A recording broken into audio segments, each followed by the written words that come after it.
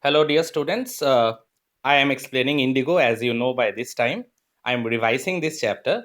So I will continue from the next paragraph. And as I told in my previous audio lecture presentation, that I will continue from page number 50.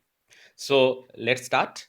And as you know by this time that Gandhiji had been called by the British officials to be present personally in the judicial court because an inquiry had been commissioned against him. So peasants in large numbers they gathered.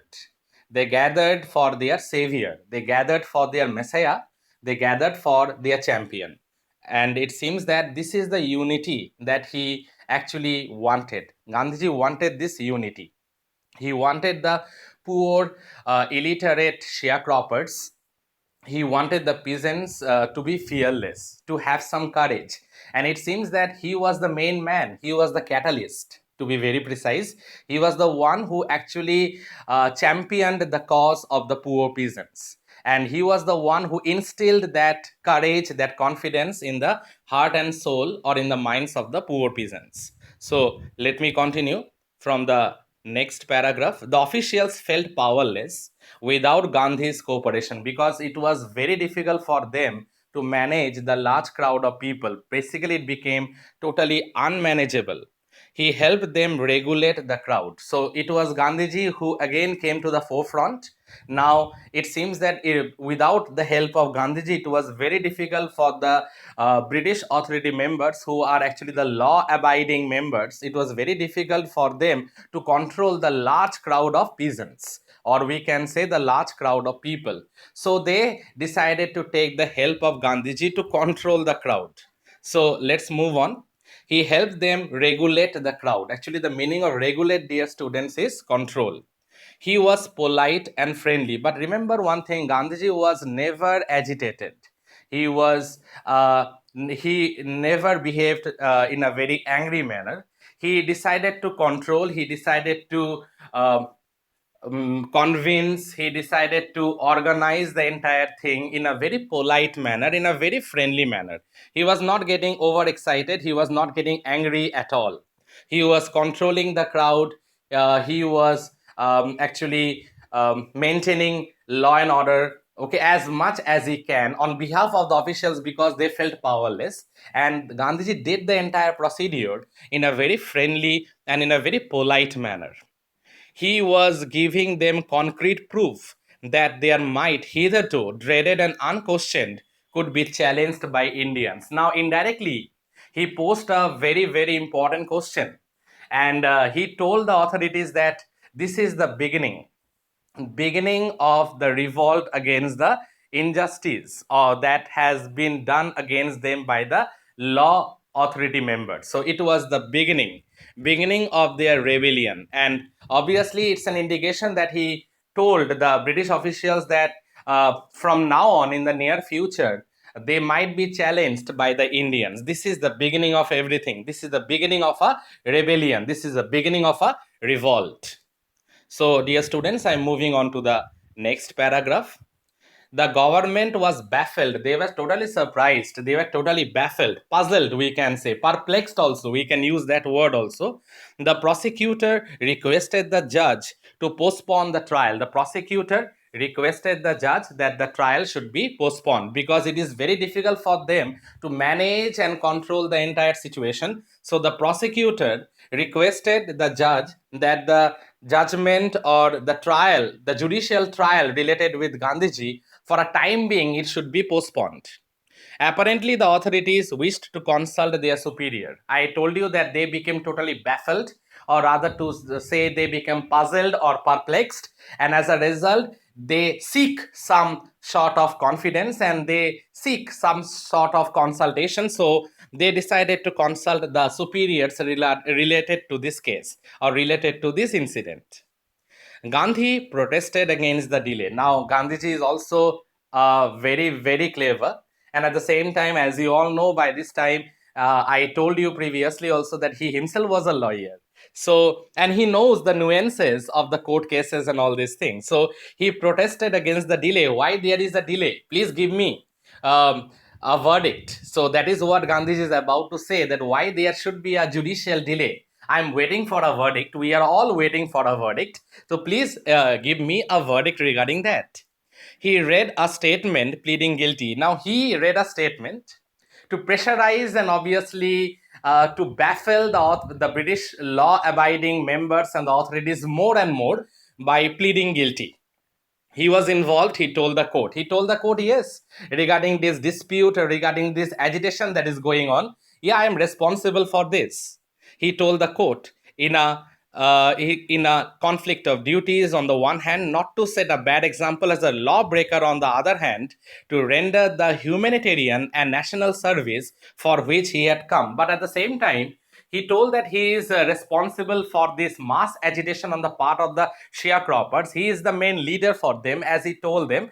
But on the other hand, he assured the authorities that he is not eager to break the law. He is not eager to assign himself as a lawbreaker. He is not eager to do that. Because that is not the reason for which he came. He came to perform humanitarian and national service. And what is that service?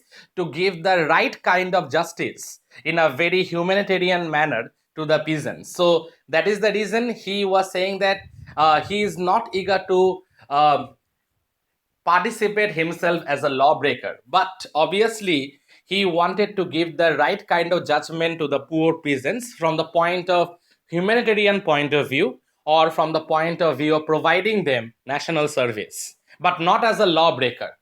Not exactly as a lawbreaker. That means he is not against violence, but he is against compromise on one hand. And another important thing is that he wanted to deal with the entire situation in a very friendly and polite manner, and of course keeping in mind the humanitarian and national service that he is about to provide to the to the peasants. So let me move on. He disregarded the order to leave, not for want of respect for lawful authority, but in obedience to the higher law of our being, the voice of conscience. He asked the penalty due. Now, since as I already told you all, dear students, that he himself is a lawyer, and the important thing is that he knew the nuances of the law. He knows the important things related with law and order, being himself a barrister, or we can say being himself a lawyer. So all of a sudden he asks for the penalty due. Now he is there to baffle the authorities. The authorities, they are unable to maintain law and order because so many peasants gather around him to save him, to fight for him. They showed courage, and it seems that the authority members, they are unable to take a proper decision also. They have postponed the entire trial sequence related with Gandhiji. Now Gandhiji on his own hand, he himself told them that yes, I am guilty for this mass agitation, but I want to perform the entire thing from my point of view in a non-violent manner based on humanitarian and national service. And he wanted the penalty due. He is making the authorities, the law-abiding authorities, more and more confused, or rather to say, more and more perplexed. They are baffled by him. The magistrate announced that he would pronounce sentence after a 2-hour recess and asked Gandhi to furnish bail for those 120 minutes. Gandhi refused. The judge released him without bail. So finally, a 2-hour break was been announced by the magistrate, and he told Gandhiji that if he wanted to furnish bail, he was given 120 minutes, that is 2 hours. But Gandhiji refused to obey that, and finally the judge had no other valid reason to hold him back for long. So finally he released him without bail. So it is a moral victory after all. So now I'm moving on to the next paragraph. When the court reconvened, means again when the session of the court started, the judge said he would not deliver the judgment for several days. Meanwhile, he allowed Gandhi to remain at liberty. Now, the important thing is that when the session of the court started once again, the judge and the other jury members, as you know, they are totally baffled, and they are totally they became they don't have any sort of rational judgment on their part to prosecute Gandhiji. So they are totally perplexed, they are totally baffled. And finally, the judge said that he won't deliver the judgment for several days. And he also told that Gandhiji to remain at liberty. And remember, he was released without a bail. So it seems it's a moral victory. And see, he haven't used any sort of muscle power, or he haven't used any sort of violence. MK Gandhi, he haven't used any sort of violence. Pure rationality with a thoughtful processing of the mind and with politeness in a very friendly manner. It seems that he totally baffled the jury members, or the judicial members, we can say. So finally, they had no other option. They failed to control the crowd because they had taken the help of Gandhiji to control the crowd. So finally, the magistrate released him without bail. And important thing is that even the judge told that the judgment, it is not possible for them instantly to give a judgment. So the judge said that they are at this moment not able to deliver judgment against Gandhiji for several days. So for these several days, he was allowed to remain at liberty. So, dear students, I'm moving on to page number 51 now. The very first paragraph of this page. Rajendra Prasad, Brij Kishore Babu, Maulana Mazrahul Haq, and several other prominent lawyers had arrived from Bihar. They conferred with Gandhi. What would they do if he was sentenced to prison? So now, since Gandhiji was released without bail and all those things, now obviously a closed door conference started, and all the prominent lawyers came accompanied by Rajendra Prasad, and they had a meeting, a very confidential closed door meeting with Gandhiji, that if he was sentenced to prison, what should be their course of action. Why, the senior lawyers replied they had come to advise and help him. If he went to jail, there would be nobody to advise and they would go home. Now, the senior lawyers told in that particular closed door conference meeting, in that confidential meeting, that if he is arrested and if he is taken to jail, so they had no other option. They would go back home.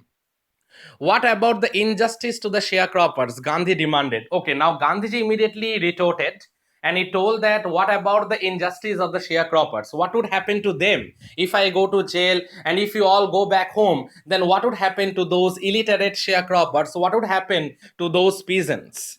The lawyers withdrew to consult. Now the lawyers decided that no more consultation can be done because they don't have anything to do more in this.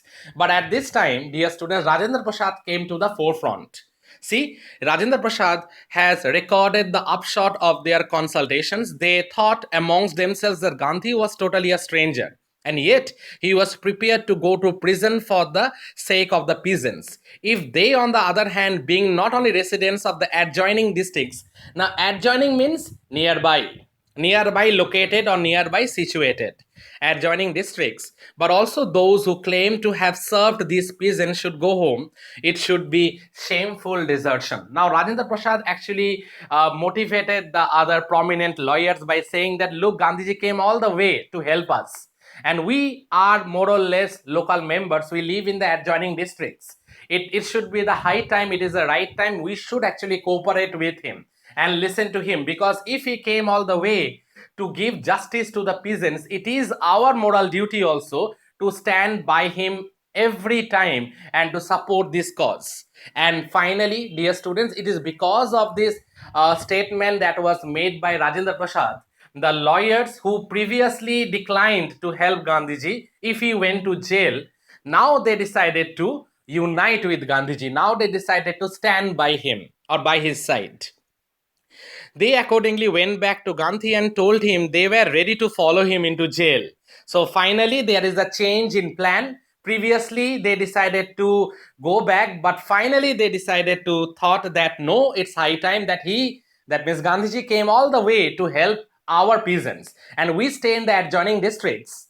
So it is our duty to support him, to stand by him. So finally, they all came and they told that if he goes to jail, they will also follow him into jail. The Battle of Champaran is on. So finally, Gandhiji was seeking for this unity.